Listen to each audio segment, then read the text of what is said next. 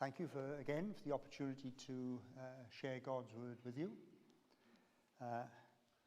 As you know, as you've gathered from the reading, we're looking at our series, What is the Church? And last Sunday and in the fellowship groups this week, we've looked at chapter 1, which Alan just read for us, which can probably be summed up by what we read in verse 4, that we were chosen before the foundation of the world to be holy and blameless before God.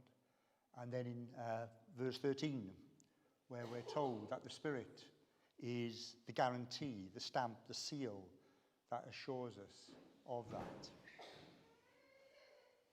So in that chapter, there's loads of things that benefited those Ephesian believers. As we saw last week, that's where they found their true identity. That's where we, as believers in Carmarthen today, find our true identity. So there's plenty there about the believers, but notice it's primarily the focus of that chapter is what God has done. How God the Father formed a plan. How the Lord Jesus Christ came to fulfill that plan. And how the Spirit guarantees that plan. So certainly huge benefits for us. But how exactly do we fit into that plan?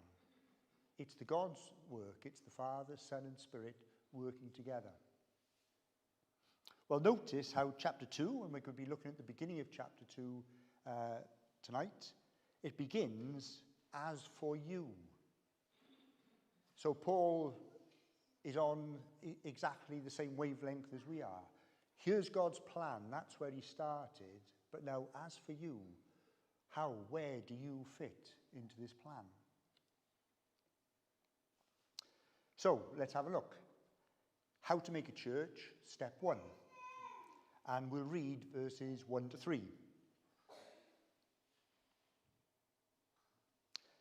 As for you, you were dead in your transgressions and sins.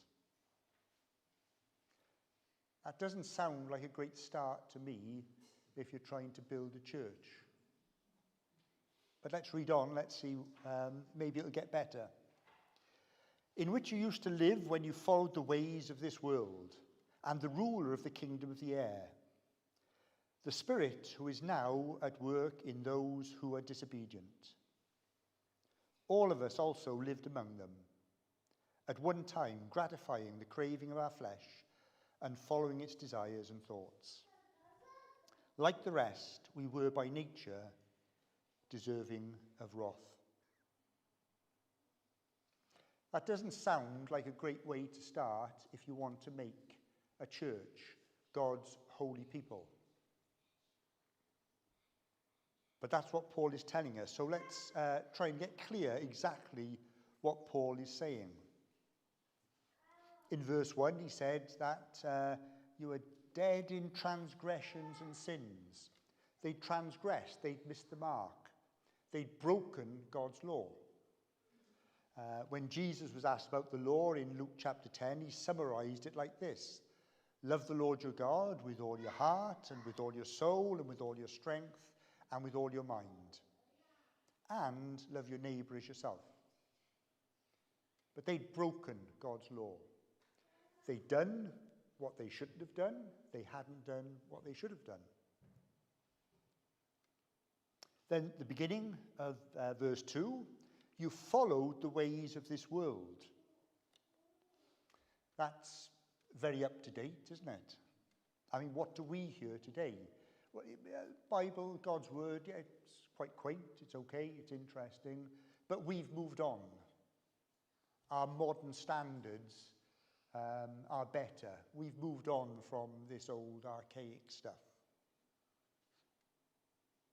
What about the second part of verse 2?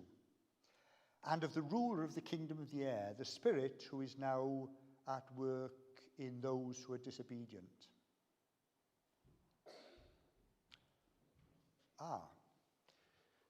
Who is the ruler of the kingdom of the air? Who is the one who is at work in those who are disobedient? This is Satan.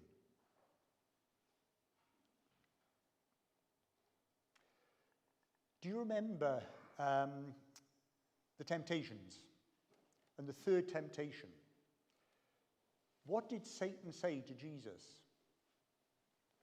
Well, if you worship me, I will give you all these kingdoms. Why? They were his to give. When this world fell into sin, Satan had a grip on this world. There are other places where we see his, if you like, his rule in this world. Remember in John 8, when Jesus is arguing with the Pharisees, and they're claiming their authority by being descendants of Abraham. And he says to them, you are of your father, the devil.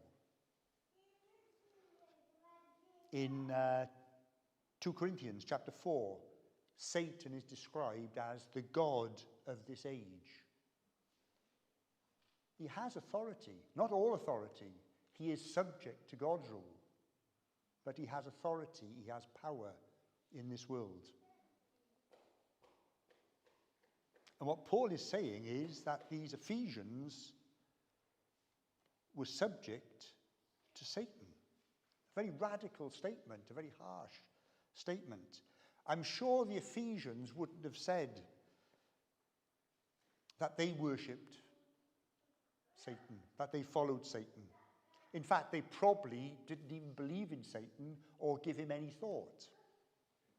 The problem is, Satan isn't really concerned about people knowingly following him. If we ignore God's rule, we are Satan's slaves. And he's quite happy with that, whatever we think about or don't think about him. So they'd broken God's law, they followed the standard of this world, and they were ruled by Satan. This started bad, and it's going rapidly downhill. Verse 3, the first part of verse 3. All of us also lived among them at one time, gratifying the cravings of our flesh and following its desires and thoughts. So they followed their own desires and thoughts. That doesn't sound at first sight too bad. But what is the root of this problem? Genesis 3.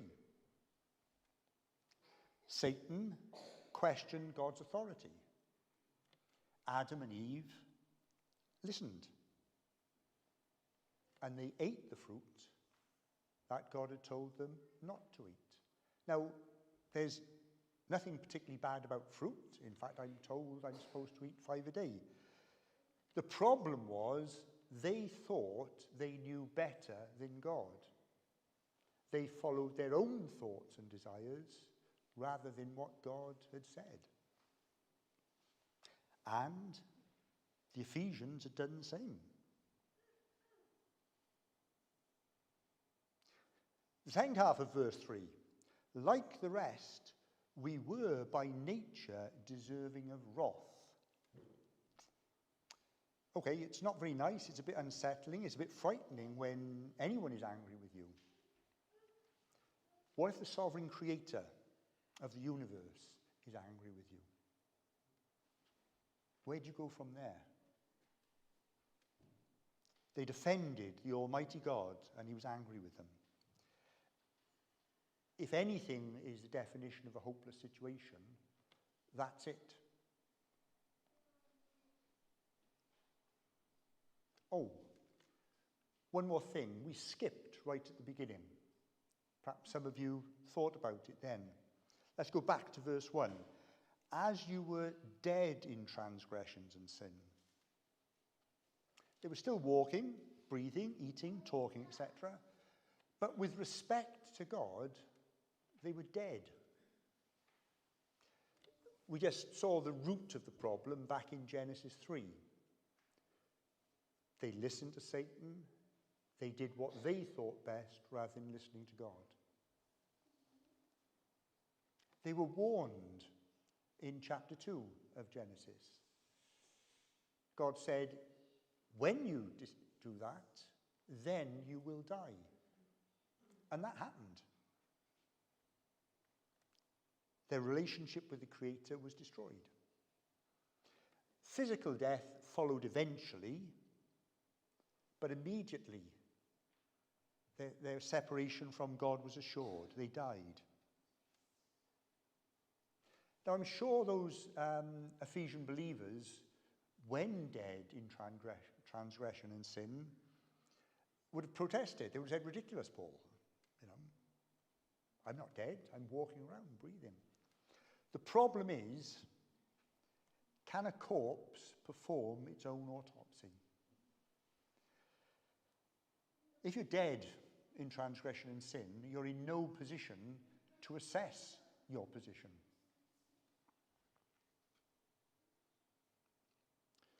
So what we've got is a bunch of people who had broken God's law, followed the standard of the world, ruled by Satan, guided by their own desires, had offended the Almighty God, and he was angry with them, and they were dead. That's step one in how to build a church. But how do you make from that the saints who are faithful in Christ Jesus, the way Paul describes the church at Ephesus in Ephesians 1:1?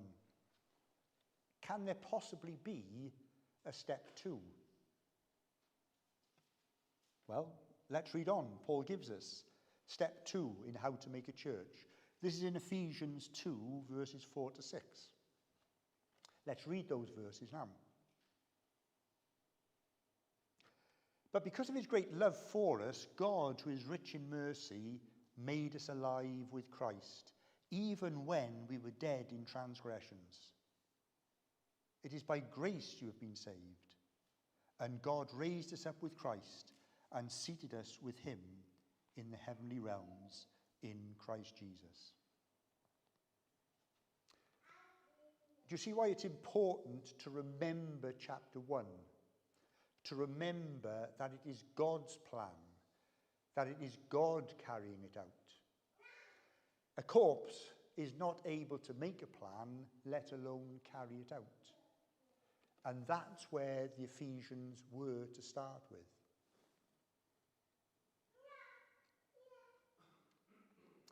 God now puts into operation the plan we read about in chapter 1. You see, they'd broken God's law. Jesus didn't. They followed the standard of the world. Jesus never did. They were ruled by Satan. Jesus wasn't. They were guided by their own desires. Jesus was always obedient to God's law. They were dead. Jesus is the source of eternal life. God was angry with them. Jesus was fine. He had no problem. But this is the amazing part. Jesus took on their problem. He faced the Father's wrath for them. And having died, he was made alive. And what did we read earlier? They were made alive with Christ and seated with him in the heavenly realms in Christ Jesus. They heard the message through Paul,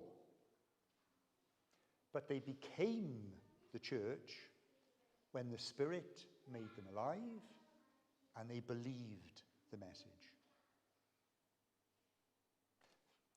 So how do you make a church? Well, here's our summary. Step 1, you start with a bunch of people who could not possibly be the saints who are faithful in Christ Jesus.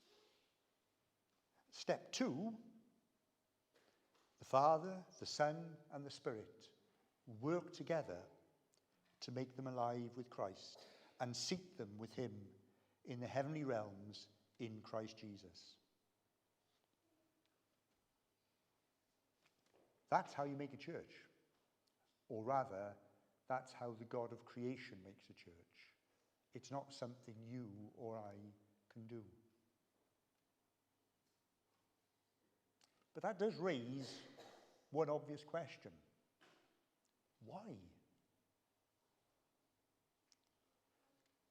Why have God the Father, God the Son, and God the Spirit formed an eternal plan to redeem those who had rejected them?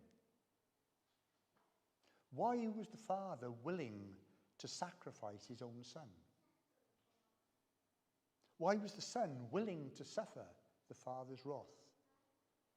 Why is the Spirit willing to make alive those whose sin had caused the death of the Son? Why has such an incredible thing happened? We're given 3 reasons. The first reason we're given here is grace. Remember, we've just read verse 5, by grace you have been saved. Now, what exactly is grace? It's a key aspect of God's character. It's a crucial aspect of God's character. It means he wants to show love and kindness and favour, even to those who are his enemies. That, incidentally, is why in the Sermon on the Mount we're told to love our enemies. God wants us to be like him. Our Father wants us to be like him. Now, in verse 7, we find out why we have been saved by grace. In order that in the coming ages he might show the incomparable riches of his grace expressed in his kindness to us in Christ Jesus. Are you a follower of the Lord Jesus Christ? The reason you exist is to be a display of God's grace. Think about that. It sounds very simple, but it's actually a staggering idea. Let's just, we could be here kind of for months, but let's just look at 3 ways that shows us how amazing grace is. First of all, think about God's glory and God's grace. Let's compare those. Let's put them sort of side by side. See, God is awesome. He's majestic. He's mighty. He's the creator. He is glorious. How is that displayed? Well, we're told in Psalm 19, the heavens declare the glory of God. So, how did the stars get there to display God's glory? God spoke, and it was done. We are given 5 words of explanation. Genesis 1:16. He also made the stars. A passing thought, something trivial. How about grace? How do we get to be a display of God's grace? Well, already from Ephesians 1 verse 1 to 2 verse 10, where we're reading today, Paul has had to use 709 words to explain grace. And that's just in one letter. It comes up in plenty of other times. It's a far more profound thing than God's glory, far bigger to be explained. How did the stars get there? He spoke and it was done. How did we get to be a display of God's grace? Well, the Lord Jesus Christ, the Creator, the Son, had to become a human being. That alone is a huge thing, far greater than creating the stars. But then he had to learn obedience to the Father. He had to live a perfect life. He had to suffer and be killed by sinful men. He had to face the Father's wrath. And then he had to rise from the dead.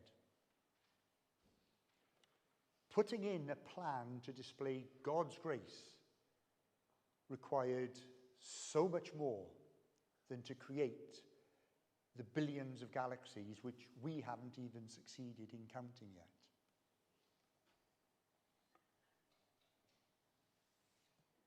Do you see how much greater grace is even in God's glory? Another thing, how about Job? I think fascinating character. Job chapter 1, verse 6. One day the angels came to present themselves before the Lord, and Satan also came with them. The Lord said to Satan, "Where have you come from?" Satan answered the Lord, "From roaming throughout the earth and going to and fro on it." Satan had been wandering through God's creation. Now God points out something to him, something particularly impressive. The stars, the galaxies, the mountains, the oceans, some exotic animal life or plant life. This is what God points out. Then the Lord said to Satan, "Have you considered my servant Job? There is no one on earth like him. He is blameless and upright, a man who fears God and shuns evil." I think that is incredible. God is boasting about Job. What is he basically saying?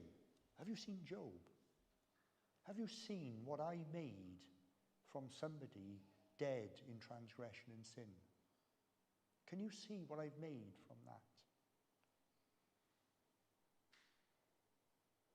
Job was a display of God's grace. And so are you, if you're a follower of the Lord Jesus Christ. So, do you ever feel a bit insignificant? Don't.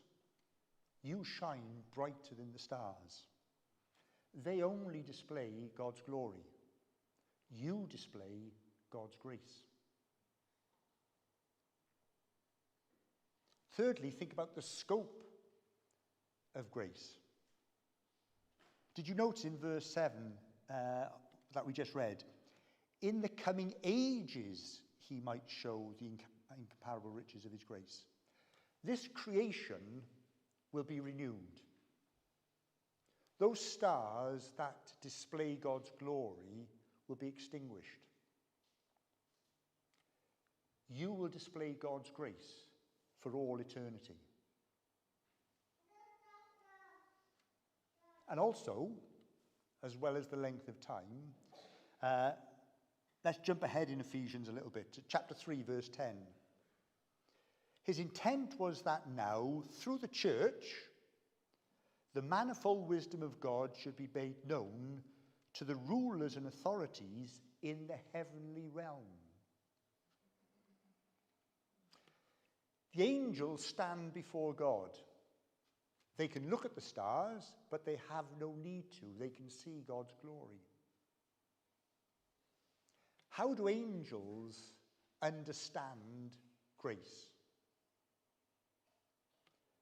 They looked at these believers here in Ephesus. They look at you and me, and they see God's grace displayed, and they wonder and they praise God. Why has God redeemed sinners dead in transgressions? To display his grace. And we have the huge privilege of being just that, displays of God's grace. There is a second reason. He redeemed us for good works. This is in verses 8 through to 10. You see, God is proud of you because you display his grace. But be careful. Let's read verses 8 through to 10. For it is by grace you have been saved through faith, and this is not from yourselves, it is the gift of God, not by works, so that no one can boast. For we are God's handiwork, created in Christ Jesus, to do good works, which God prepared in advance for us to do. Do you see what's been emphasized there? Your salvation is a gift. It's been given to you. Verse 8, that was. It's nothing to do with your works. That's the first part of verse 9. So don't boast. God is proud of you, but don't make the mistake of being proud of yourself. But we've been made alive with the Lord Jesus Christ to serve the Lord. That's what verse 10 is all about. God has created good works for us to do. How does that work? Well, let's look at a few examples. One famous guy, Paul, the guy who wrote this letter. In Acts 9, we're told, "This man is my chosen instrument to proclaim my name to the Gentiles and their kings and to the people of Israel." Paul was given a great task, a great privilege, and of course with it, great suffering. Not many of us get called to something like that. But don't relax just yet. Think about Moses. He'd been hiding in the desert for 40 years because he'd murdered somebody. No doubt he had written himself off. But at the age of 80, God came to Moses and said, "I've got a little job for you to do. I want you to rescue my people from Egypt, the world's superpower of the time." And you can imagine, on my own? Well, if you're going to make a big thing of it, you can have your brother to help you. So we can't relax.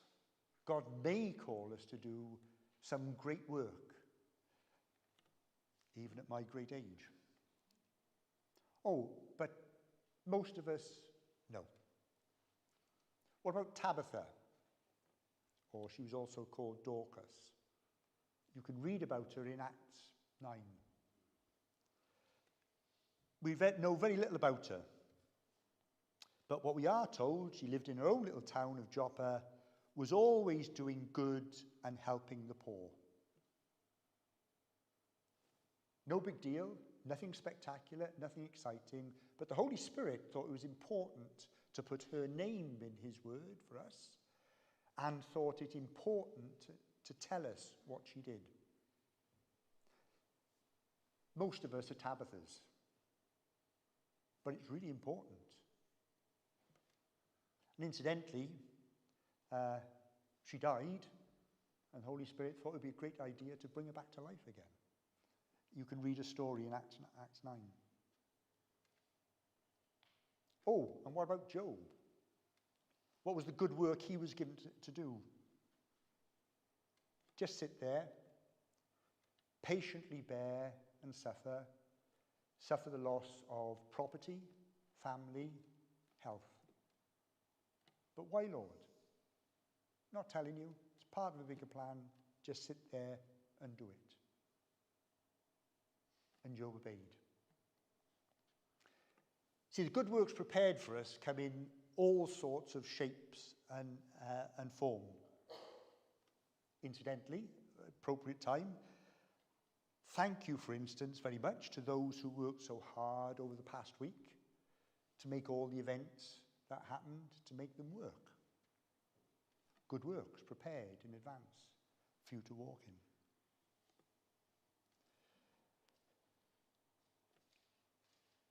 The other thing we might sort of go astray a bit here, we might be tempted to put those examples in a sort of order of priority.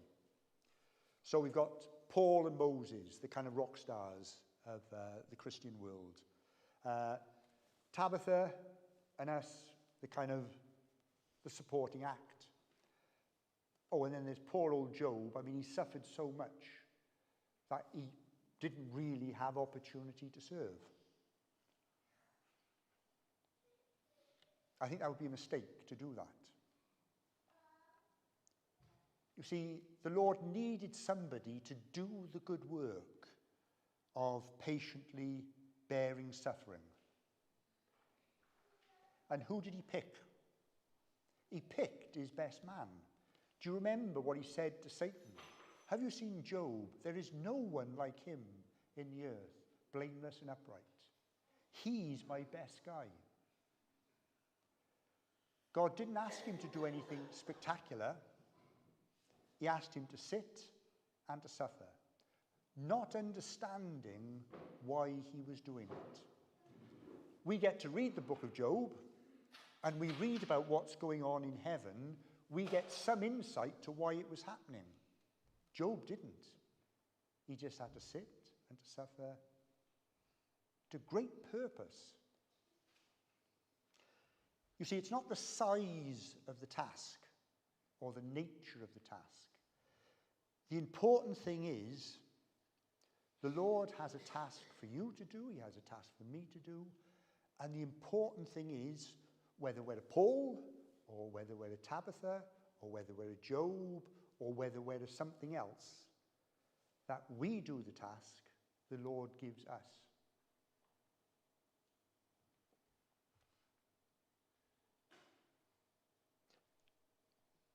So those are two reasons. Grace, works for us to do. Reason 3, well, you have to wait. That's what Alan's doing next week when he looks at the second part of Ephesians 2. I'm looking forward to it already. I hope you are too. So what's the conclusion here? Were you dead in transgressions and sin, and now you are made alive in Christ? Is that you? If so, remember why you exist. It's nothing to do with your comfort, your ambitions, your dreams, your desires, your thoughts. You exist for 3 reasons, 2 of which we've seen tonight. To display God's grace. You are living among those around you. You're living in this society to be a display of God's grace. And you're living here to walk in good works that the Lord has prepared for you in advance. You may not quite understand why you need to do those good works, but the Lord has prepared them in advance for you.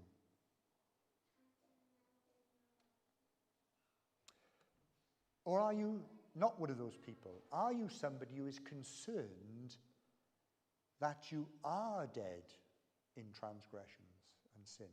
Because those are the only 2 options. You were dead in transgression and sin, or you are dead in transgression. There's nobody who isn't covered by one of those 2 options.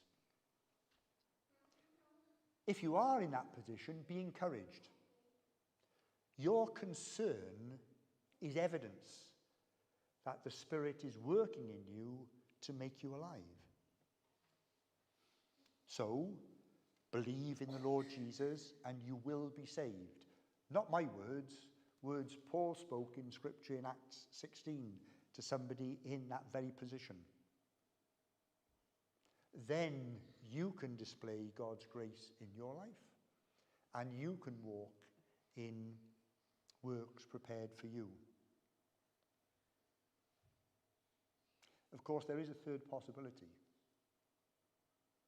Maybe you are dead in transgression and sin, and you are not in the least bit concerned, or the least bit interested. Very, very dangerous place to be. Because we're told in the letter to the Hebrews, how can we be saved if we ignore so great a salvation? The Lord Jesus Christ has suffered and died that we might be forgiven. If we turn our back on that, there is truly no hope There is nowhere else to turn. Thank you for listening.